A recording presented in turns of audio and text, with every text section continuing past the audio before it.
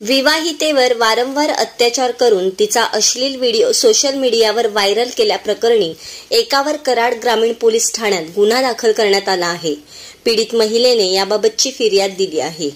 पोलिसांनी दिलेल्या माहितीनुसार तालुक्यातील एका गावातील पीडित महिलेची संशयितेशी ओळख झाली।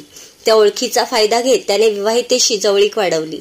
तसेच तुझे इतरांशी बोलतानाचे फोटो माझ्याकडे आहेत, ते फोटो घरी दाखवून तुझी बदनामी करेन अशी धमकी देत त्याने 10 मे 2023 पासून विवाहितेवर वारंवार अत्याचार केला। सुरुवातीला भीतीपोटी विवाहितेने याबाबतची माहिती कोणाला दिली नाही, मात्र संशयिताने वारंवार हाच प्रकार केल्यामुळे पीडितेने याबाबत आपल्या भावाला माहिती दिली। भावाने संशयिताला बोलावून घेत त्याला समज दिली होती, मात्र त्यानंतरही त्याने पीडितेला त्रास देणे सुरूच ठेवले। दरम्यान कालावधीत संशयिताने पीडितेच्या नावाने अश्लील वेबसाईटवर खाते उघडले। हा प्रकार निदर्शनास आल्यानंतरही संशयिताला ताकीद देण्यात आली होती। तसेच पीडिता कुटुंबासह मुंबईला राहण्यास गेली, मात्र तरीही संशयिताकडून तिला त्रास देणे सुरूच होते। 4 दिवसापूर्वी त्याने पीडितेचा काढलेला एक अश्लील व्हिडिओ सोशल मीडियावर व्हायरल केला।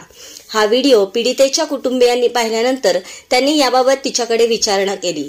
त्यावेळी तिने घडलेला सर्व प्रकार कुटुंबियांना सांगितला। याबाबत पीडितेने दिलेल्या तक्रारीवरून कराड ग्रामीण पोलीस ठाण्यात संशयितावर गुन्हा दाखल करण्यात आला आहे। The best thing team, Karad.